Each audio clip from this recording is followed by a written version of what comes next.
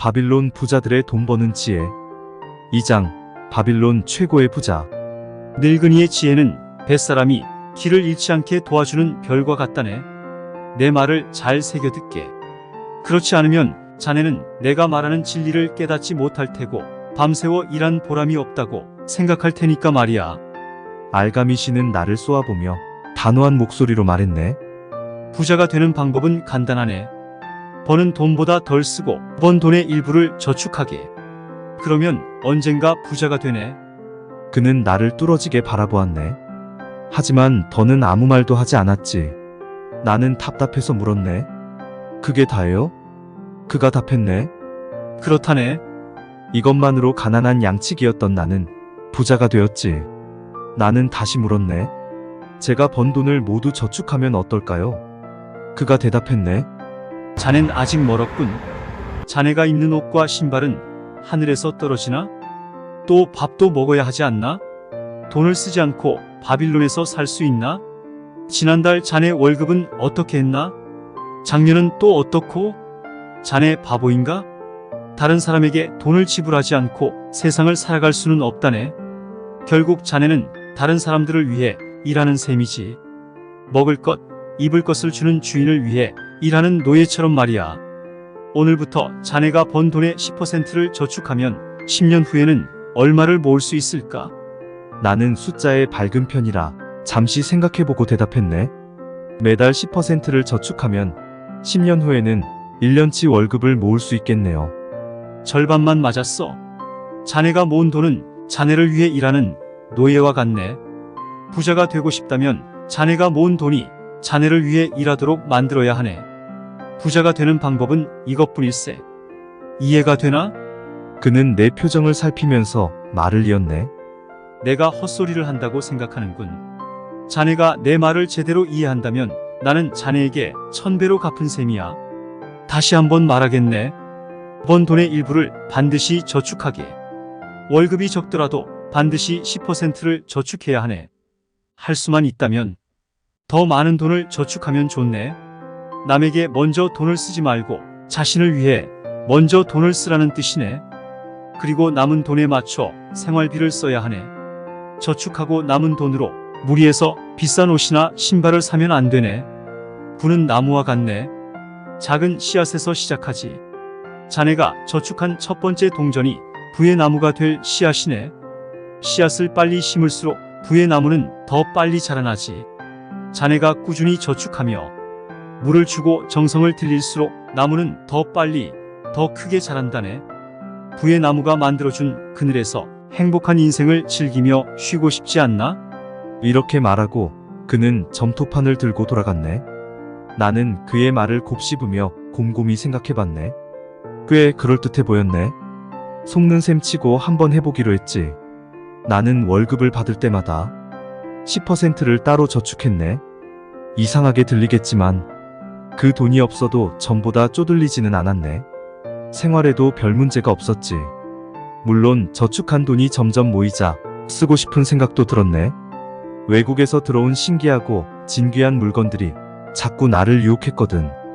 하지만 슬기롭게 잘 참아냈지.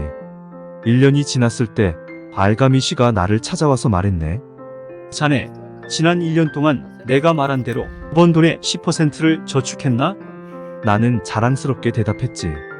네, 어르신 말씀대로 저축했습니다. 그는 환한 미소를 지으며 말했네. 잘했네. 그 돈으로 무엇을 했나?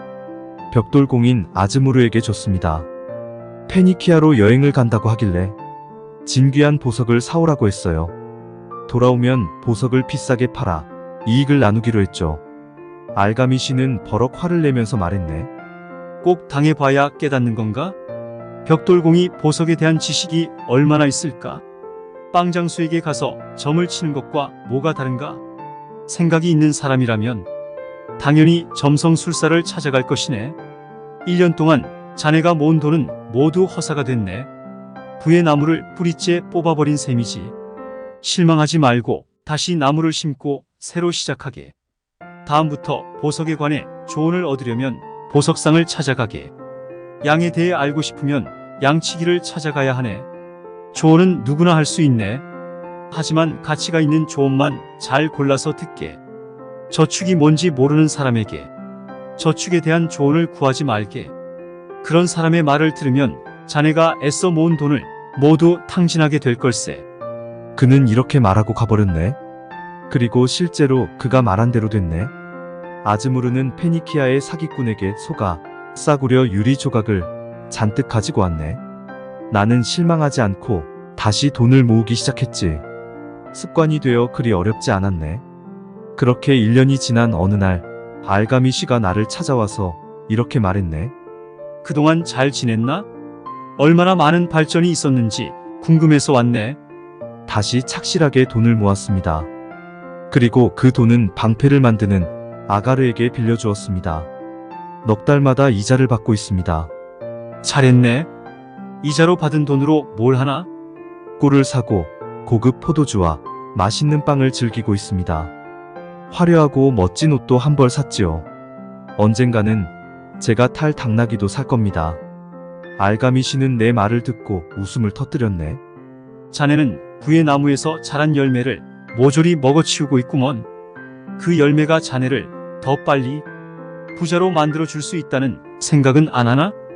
그 열매가 자네를 위해 일하도록 하게. 그러면 나중에 멋진 잔치를 마음껏 열 수 있을 것이네. 알가미 씨는 이렇게 말하고 돌아갔네. 그 후 2년 동안 그를 볼 수 없었지. 다시 그를 만났을 때 그의 얼굴에는 세월의 흔적이 가득했네. 얼굴에는 주름이 늘었고 눈은 처져 있었지. 젊은이, 자네가 꿈꾸던 부자가 되었나? 아직 원하는 만큼은 아닙니다. 하지만 어느 정도 돈을 모았습니다. 그 돈은 저를 위해 일하고 있습니다. 점점 불어나고 있지요. 벽돌공에게 아직도 조언을 받고 있나? 벽돌에 관해서는 가끔 조언을 얻고 있습니다. 내가 가르쳐 준 대로 잘하고 있군. 내가 가르친 것은 3가지네. 첫째는 버는 돈보다 덜 쓰는 것이고, 둘째는 그 분야에 경험이 많은 사람에게 조언을 구하는 것이고, 마지막은 돈이 자네를 위해 일하도록 만드는 것이지.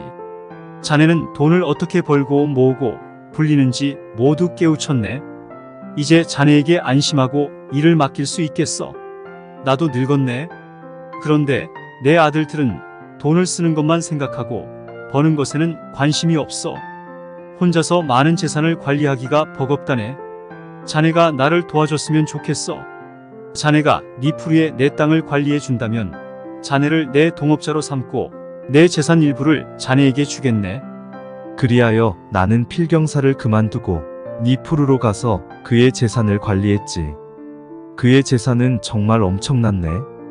나는 그의 재산을 맡아서 크게 불렸지.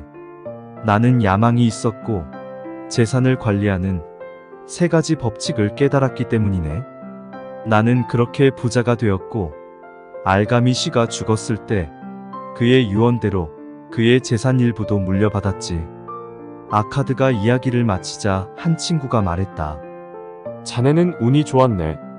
알가미 씨에게 재산을 물려받았으니 말이야. 아카드가 말했다. 알가미 씨를 만나기 전에 부자가 되고 싶은 열망을 지녔다는 점에서는 그렇게 볼 수 있네.